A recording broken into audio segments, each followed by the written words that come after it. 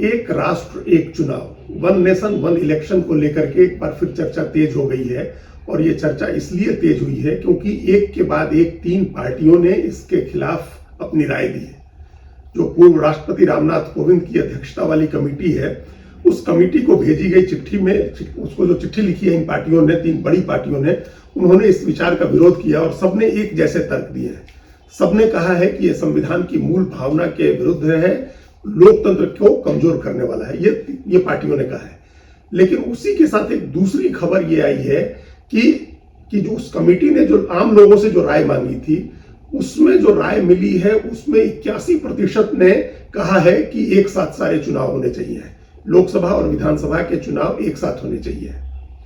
ये 81% लोगों ने कहा था। जो रामनाथ कोविंद कमेटी है उसने 5 से 15 जनवरी के बीच में, इस महीने 5 से 15 जनवरी के बीच में लोगों को राय देने के लिए कहा था। एक 10 दिन का विंडो दिया था। उस 10 दिन के भीतर करीब 20,000 लोगों ने अपनी राय भेजी कमेटी को। उस 20,000 में से 81% ने कहा है कि सारे चुनाव एक साथ होने चाहिए और ये देश के लिए बहुत अच्छा होगा। उसमें ये तर्क दिए जा रहे हैं, ये जो लॉजिक है, जो सारे पुराने लॉजिक हैं, जो पहले भी जिन तर्कों के आधार पर इस विचार का समर्थन किया जाता था, वो तर्क ये है कि एक तो बहुत खर्च होता है बार बार चुनाव होने से, चुनाव बहुत खर्चीला काम हो गया है। दूसरा तर्क ये है कि चुनाव की वजह से हर समय किसी न किसी राज्य में आचार संहिता लगी रहती है, जिससे विकास के काम प्रभावित होते हैं। तो ये 2 बुनियादी तर्क हैं जिनकी वजह से ये कहा जा रहा है कि चुनाव एक साथ होने चाहिए। लेकिन जो पार्टियां हैं, उन पार्टियों ने इन दोनों तर्कों का, इन दोनों बातों का बहुत तार्किक जवाब दिया है। अब सवाल है कि ये जो कमेटी है, रामनाथ कोविंद कमेटी है, जिसमें केंद्रीय गृह मंत्री अमित शाह भी उसके सदस्य हैं, वो कमेटी क्या करेगी? उस कमेटी को अपनी सिफारिश देने के लिए कोई समय सीमा तय नहीं की गई है। और ये भी कहा जा रहा है जो लॉ कमीशन है वो भी इस पर विचार कर रहा है, लेकिन उसकी भी कोई समय सीमा नहीं है। तभी कुछ दिन पहले ये खबर आई थी कि एक देश एक चुनाव का जो आइडिया है उस पर 2029 में अमल हो सकता है और उसकी तैयारियां अभी इस लोकसभा चुनाव के बाद 2024 के बाद शुरू हो जाएंगी। तो वो इसलिए कोई हो सकता है कि इस लोकसभा चुनाव के पहले या बाद किसी समय कमेटी की सिफारिश आए।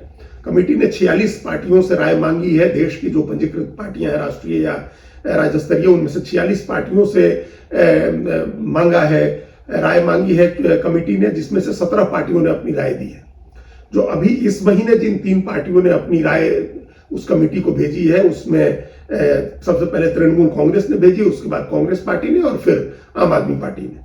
तीनों के तर्क एक जैसे हैं। तृणमूल कांग्रेस ने भी लिखा कि ये एक लोकतंत्र को कमजोर करने वाला और संविधान में जो संघीय ढांचा बनाया गया है, शासन व्यवस्था बनाई गई है, उसके विरुद्ध है, उस आइडिया के ये खिलाफ है। यही बात कांग्रेस ने लिखी। मल्लिकार्जुन खड़गे ने एक लंबी चिट्ठी लिखी और कुछ 16-17 पॉइंट्स पर उन्होंने जवाब दिया इस बात का। और यही बात अरविंद केजरीवाल ने भी कही।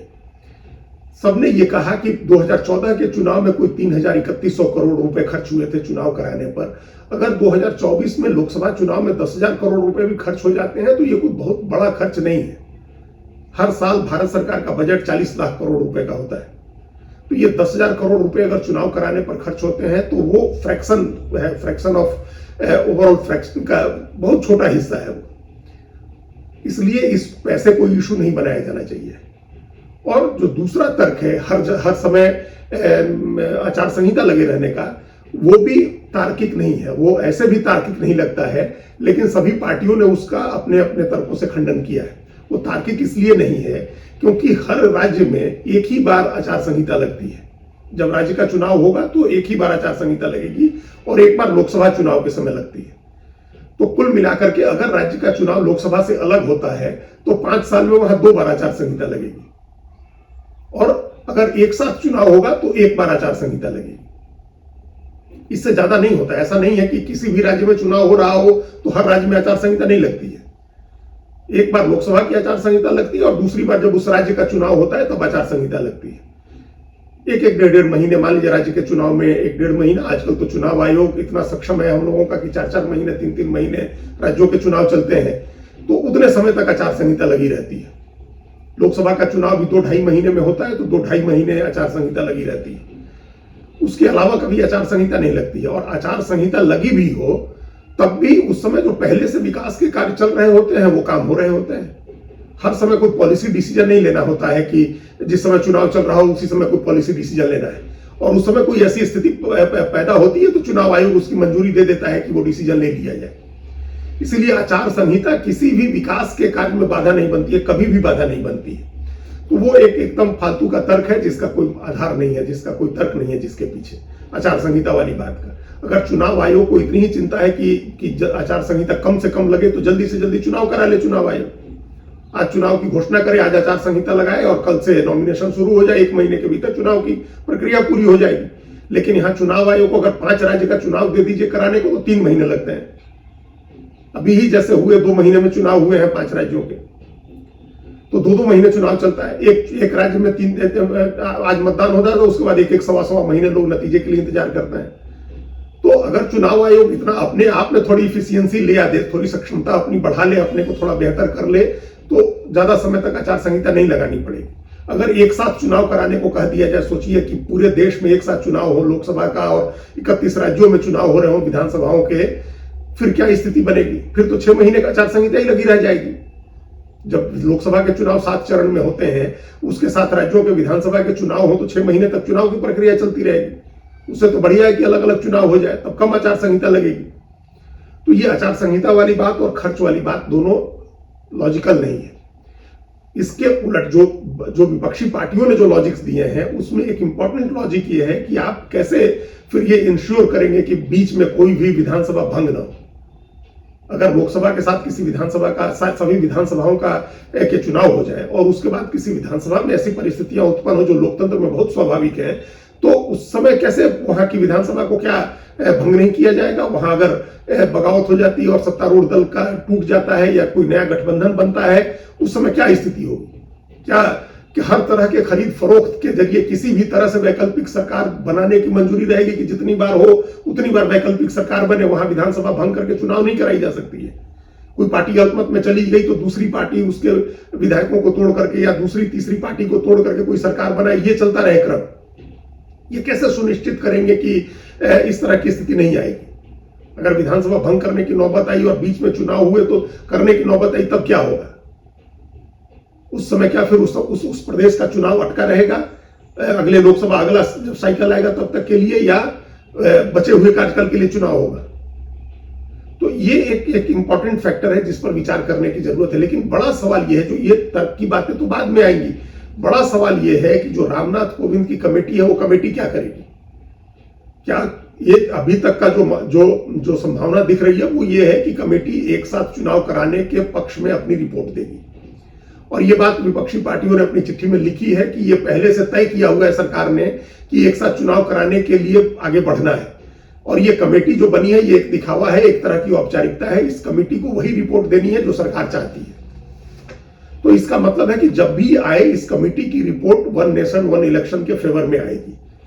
लेकिन क्या उस प्रस्ताव को, उस रिपोर्ट को सरकार लागू कर पाएगी? ये सवाल इसलिए है क्योंकि राज्यों की सहमति के बगैर ये संभव नहीं होगा। भारत सरकार संसद में कानून बना करके और राज्यों की चुनी हुई सरकारों को भंग नहीं कर सकती है, और सिर्फ एक नहीं कई राज्यों की सरकारों को बीच में भंग करके और वहां चुनाव कराने का फैसला नहीं कर सकती है।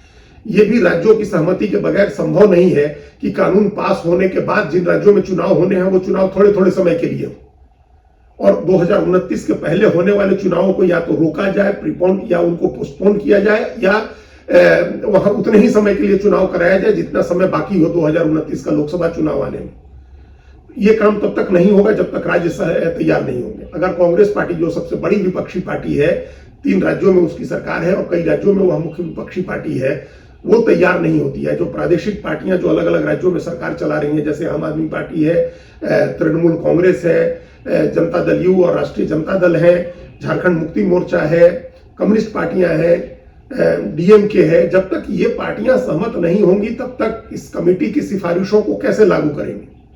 अगर इन राज्यों की सहमति नहीं होती है, ये ऐसा लग रहा है कि एक तरह से फिर ये एक नया टकराव, एक नया विवाद इससे जन्म ले सकता है। तो सरकार को इस बारे में सोचना चाहिए। ये जो लोगों ने राय दी है, 20,000 लोगों की राय 140 करोड़ लोगों की राय को प्रतीकित नहीं करती है। ये नहीं माना जाना चाहिए कि जो ये 20,000 लोगों ने अपनी राय दी है वो 140 करोड़ लोगों का प्रतिनिधित्व कर रहे हैं, या फिर ये 120 करोड़ लोग जो 20,000 लोगों ने दिया है वो असली लोग हैं। वो कहीं बैठ करके किसी एक ही जगह से मशीन के जरिए या किसी हित समूह के जरिए तो नहीं दिया गया। तो सिर्फ उस राय के आधार पर कि 81% लोग कह रहे हैं, कोई ऐसा डिसीजन नहीं लिया जा सकता है जिस पर देश की तमाम विपक्षी पार्टियां सहमत नहीं हो। एक दो विपक्षी पार्टियों की असहमति तो दबाई जा सकती है, उसकी अनदेखी करके और फैसला लागू किया जा सकता है, लेकिन जब सारी विपक्षी पार्टियां अगर विरोध करेंगी तो फिर कैसे इसको लागू करेंगी? सरकार समर्थक जो पार्टियां हैं, एक दो तीन जो पार्टियां होंगी, वो हो सकता है सरकार के इस विचार का समर्थन करें, भारत सरकार के इस विचार का समर्थन करें, लेकिन ज्यादातर विपक्षी पार्टियां इसका विरोध करेंगी। तो उनकी राय को तरजीह देने की जरूरत है, इसकी संवैधानिकता को समझने की जरूरत है, इसमें जो कानूनी अड़चने हैं उनको समझने की जरूरत है, जो राजनीतिक समस्या आ सकती है आगे उसको समझने की जरूरत है। जो सवाल उठा रही हैं विपक्षी पार्टियां, जिस संघीय ढांचे के लिए इसको ठीक नहीं मान रही हैं और लोकतंत्र के लिए जिसको ठीक नहीं मान रही हैं, उसके उन कंसर्न को एड्रेस करना होगा। उसके बगैर अगर ये लागू किया जाता है तो इसका कोई मतलब नहीं होगा, फिर ये एक तरह से अधिनायकवाद थोपने की बात होगी और ऐसा नहीं होना चाहिए।